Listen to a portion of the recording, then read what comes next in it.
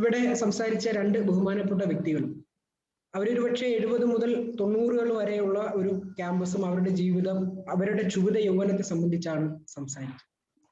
ഇപ്പൊ ഞാൻ ജനിച്ചത് 90-കൾക്ക് ശേഷമാണ്. ഇപ്പൊ ഇവിടെ ഈ നിലയ്ക്കൽ പ്രക്ഷോഭത്തെ പറ്റിയൊക്കെ പറഞ്ഞു, കുമ്മനം രാജശേഖരനെ പറ്റി, ആരായിരുന്നു അല്ലെങ്കിൽ ആ പ്രക്ഷോഭത്തിന്റെ രാഷ്ട്രീയ വശങ്ങളെയൊക്കെ സംബന്ധിച്ച് പറഞ്ഞു. പക്ഷെ ഞാനെന്നുള്ള വ്യക്തി, ഞാനെന്നുള്ള ചെറുപ്പക്കാരൻ കാണുന്ന കുമ്മനം രാജശേഖരന് ഇന്ന് മീഡിയ ഉൾപ്പെടെ നൽകുന്നത് വേറൊരു ഇമേജാണ്. അദ്ദേഹം പണ്ട് എന്തായിരുന്നു എന്നതിനെ സംബന്ധിച്ച് ഇതുപോലുള്ള ഡിസ്കഷനുകളിലാണ് നമ്മൾ കൂടുതൽ പഠിക്കുന്നത്.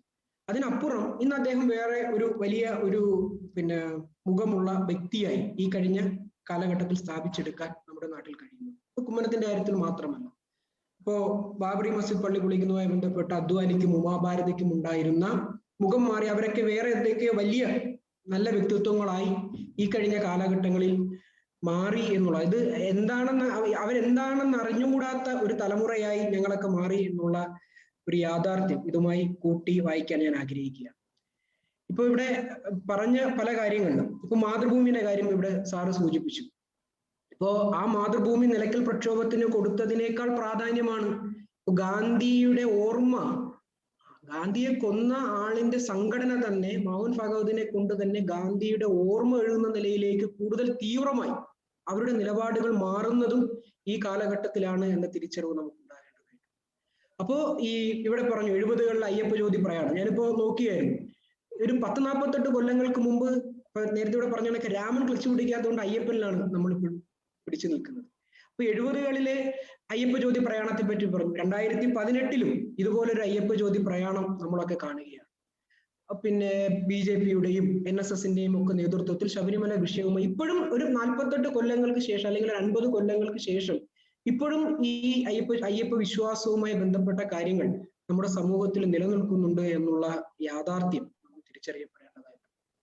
ഇപ്പൊ ഇവിടെ പറഞ്ഞ പല കാര്യങ്ങളും, ഇപ്പോ ക്ഷുഭിത യൗവനങ്ങളായിരുന്നു ഇവരൊക്കെ, അവരുടെ ക്യാമ്പസ് കാലഘട്ടങ്ങളിൽ ക്ഷുഭിത യൗവനങ്ങളായിരുന്നു.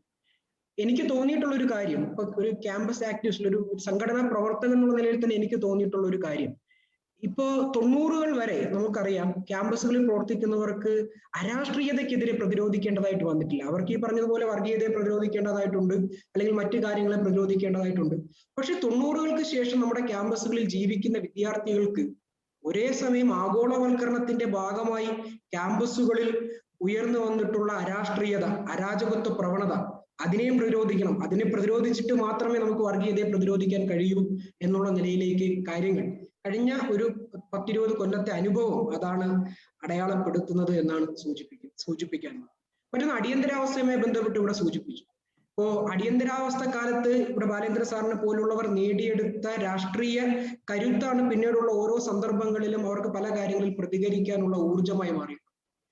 പക്ഷെ അടിയന്തരാവസ്ഥയുടെ കാലഘട്ടത്തിൽ ഒരുപക്ഷെ ഭരണകൂടവും ജനങ്ങളും നേരിട്ടുള്ള ഫൈറ്റിലായിരുന്നു. ഇവർ രണ്ടുപേരും മാത്രമേ ഫൈറ്റിൽ ഉണ്ടായിരുന്നു. പക്ഷെ ഇപ്പൊ ഫാസിസം ജനാധിപത്യത്തിലേക്ക് കടന്നു വന്നതിന് ശേഷം ഭരണകൂടത്തിനെതിരെ ജനങ്ങളിൽ തന്നെ രണ്ട് വിഭാഗങ്ങളായി തർക്കമുണ്ടാകുന്ന അവസ്ഥയിലേക്ക് നമ്മുടെ രാജ്യത്തെ, നമ്മുടെ കാര്യങ്ങൾ എത്തിയിരിക്കുന്നു എന്നുകൂടി ഇതുമായി ബന്ധപ്പെട്ട് ഞാൻ സൂചിപ്പിക്കാൻ ആഗ്രഹിക്കുകയാണ്. ഇവിടെ ഇപ്പൊ പറഞ്ഞു 90-കൾക്ക് വരെയുള്ള കാര്യങ്ങളെ സംബന്ധിച്ച് പറഞ്ഞു. 92-ക്ക് ശേഷം ഉണ്ടാകുന്ന ബാബറി മസ്ജിദ് കലാപം, 2002-ലെ ഗുജറാത്ത് കലാപം, ഇതൊക്കെ നമ്മുടെ സാമൂഹ്യ പരിസരത്ത് വരുത്തിയിട്ടുള്ള മാറ്റങ്ങൾ ചെറുതല്ല. ഇപ്പോ ഇസ്ലാമോഫോബിയെ സംബന്ധിച്ച്, ഇസ്ലാമോഫോബിയ ഈ ബാബറി മസ്ജിദ് പൊളിച്ചതിന് ശേഷം കൂടുതൽ കരുത്തോടുകൂടി വരുന്ന കാഴ്ച നമ്മൾ കാണുകയാണ്. ഇവിടെ നേരത്തെ പറഞ്ഞതുപോലെ ന്യൂനപക്ഷ വർഗീയതയെ പോലെ ഭൂരിപക്ഷ വർഗീയതയെ പോലെ ന്യൂനപക്ഷ വർഗീയതയും അപകടകരമായ നിലയിലേക്ക് കാര്യങ്ങൾ എത്തുന്നു. മഹാരാജാസ് കോളേജിൽ തന്നെയാണ് വർഗീയത തുലയട്ടെ എന്ന് എഴുതിയതിന് ഒരു വിദ്യാർത്ഥിക്ക് ന്യൂനപക്ഷ വർഗീയതയുടെ വാദികളുടെ ഇരയായി ജീവൻ നഷ്ടപ്പെടേണ്ട സ്ഥിതി വന്നിട്ടുള്ളത്. അപ്പോ പഴയതിനേക്കാൾ നമ്മുടെ നാട്ടിൽ വർഗീയതയായാലും നേരത്തെ പറഞ്ഞതുപോലെ അധികാരത്തിന്റെ ഭാഗമായി വർഗീയതയായാലും ഒക്കെ വ്യാപിച്ചു വരുന്ന സ്ഥിതി ഉണ്ടാവുകയാണ്.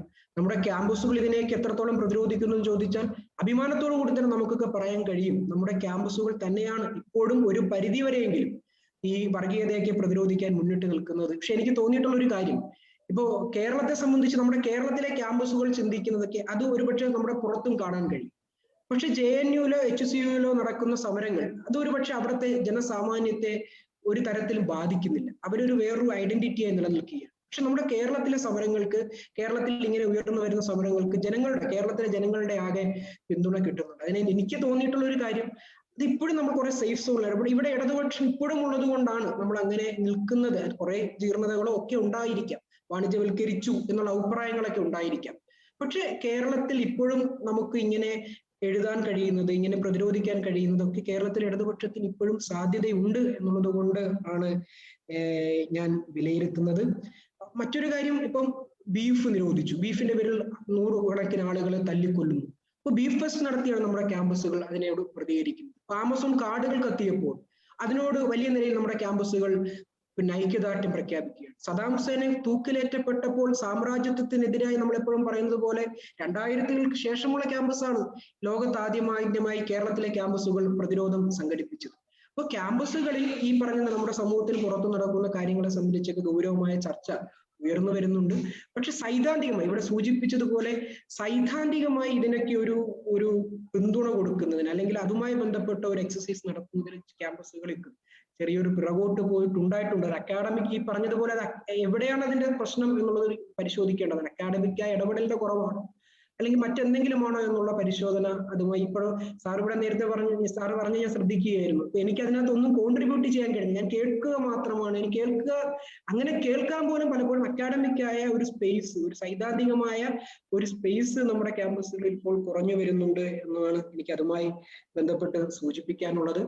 പിന്നെ എന്റെ വിഷയം തന്നെ ഗുജറാത്ത് കലാപത്തിന് ശേഷമുള്ള കഥകളെ സംബന്ധിച്ച് ചെറുകഥയിലാണ് ഞാൻ പഠനം നടത്തുന്നത്. ഇപ്പോ ഒരു തിരുത്തിലും ഒക്കെ എനിക്കൊരു 2 വരി കൂടി പറഞ്ഞ് ഞാൻ അവസാനിപ്പിക്കാം. ഇപ്പോ നിലവിളി എന്ന് പറയുന്ന NS മാധവന്റെ കഥയിൽ അദ്ദേഹം ഇങ്ങനെ എഴുതുന്നുണ്ട്: കുത്തബ്ദീൻ അൻസാരി അടുത്ത കാലത്ത് ഒരു ചിഹ്നമായി. ദില്ലിക്ക് ഇന്ത്യ ഗേറ്റ് പോലെ, ജയ്പൂരിന് ഹറാമഹൽ പോലെ, കൊൽക്കത്തയ്ക്ക് ഹൗറ ബ്രിഡ്ജ് പോലെ, മുംബൈക്ക് ഗേറ്റ് വേ ഓഫ് ഇന്ത്യ പോലെ അഹമ്മദാബാദിന് ചിഹ്നമുണ്ടായിരുന്നില്ല.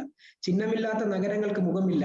ഗാന്ധിജിയുടെ സബർമതി ആശ്രമം അഹമ്മദാബാദിന്റെ ചിഹ്നമാകാത്തത് അതിന് എടുപ്പില്ലാത്തത് കൊണ്ടായിരുന്നു എന്ന് അദ്ദേഹം എഴുതി വെക്കുന്നുണ്ട്.